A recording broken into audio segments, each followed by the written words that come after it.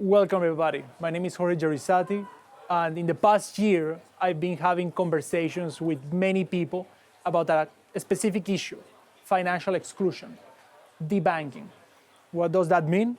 It means the phenomenon in which people and organizations are losing their bank accounts without any explanation, without any possibility of recovering their access to financial services.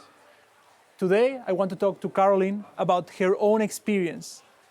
Welcome, and please Thank you very much. Please tell us what happened to you. Why did you lose your bank account? Which country are you from?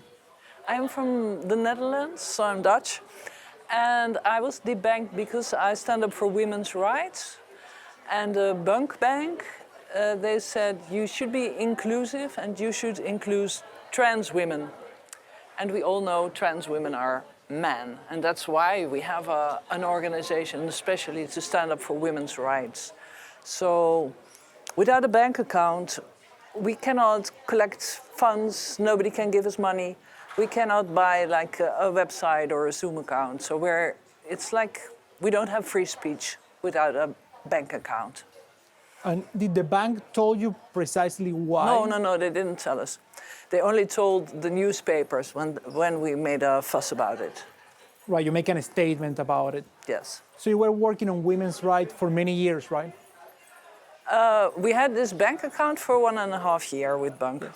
No, but your organization that works for women's rights, you have been for many years working. No. It's quite a recent, a new women's organization, because all the other women's organizations in the Netherlands are, like infected with trans ideology. So they all give privileges to certain men to enter into women's sport, into women's prison, into women's changing rooms. Yes, honestly, the idea that a man can be in a women's prison is dangerous. It's really very dangerous, because in the Netherlands we know of three men, very dangerous killers who killed men with like 200 knife stabs, and they are now in women's prison, and they are like bullying all the women around. And recently there was an incident when one of those men attacked how do you call it, a cipier? You mean what, in the prison? A warden, a prison warden, a female prison warden. So she got kicked, her teeth got kicked out. She has her eye socket is hurt, and she's still recovering, and it's already months ago. But they didn't place him in the men's prison. They just keep putting these men in women's prisons.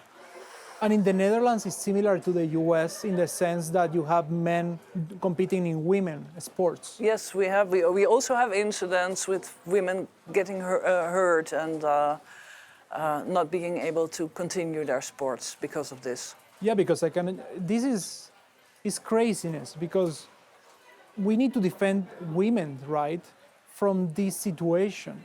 Yes. In which you want equality, you want women to be able to compete against women and men against men. So in your situation, you got your bank account closed. You mentioned also PayPal closed, without any kind of warning. No, well, they sent us something in their app that they were going to close our account. But well, it was summer. We didn't check the app at that time, so we were too late. And even when we hired a lawyer, and he couldn't do anything about it either. So as a foundation, they can do this. Yes, and your foundation without a bank account, you cannot operate. You cannot make payments, you cannot do anything. No. Explain the experience for people. What does it feel to not have a bank account? All the problems that it creates. Well, you better stop. You cannot do anything. It was in the middle of COVID, so we organized Zoom meetings for people who are interested in this subject. We invited speakers, etc. But it's not possible to have a Zoom account when you cannot pay for your Zoom account. Right, exactly. So you cannot stand up for your rights. You cannot do anything. Right. And it's a shit situation. Yeah, something that, for example, I had been explaining many people who have lost their bank accounts, like yourself, is that we need to really make a regulatory reform. the way the financial system works, the regulations, are creating this problem because they are allowing regulators to make certain decisions. So the way I explain it is that there's two types of debanking. There is politically motivated debanking, in which you, because you have a particular opinion, regulators may dislike it. Or not even opinion, maybe you're you're from a specific community, a specific nationality, a specific sector. Yeah. There is also other kind of debanking, and the two are related, which is that regulation is making everything controversial, is making almost impossible for banks to work with this type of clients. So if you're a nonprofit sending a humanitarian aid to Ukraine or to Latin America, or if you are an organization working on free speech, or if you are a company working with doing business deals with Latin America or with Africa, it's becoming so expensive for banks to have these clients that they just say, look, I will better not to have anything that can be a problem for me as a bank. So we really need to change the way regulation is. Something that I have been advocating, and I would like to know your perspective, is to have a right to banking, is to have a process in which everybody deserves the right to have a bank account.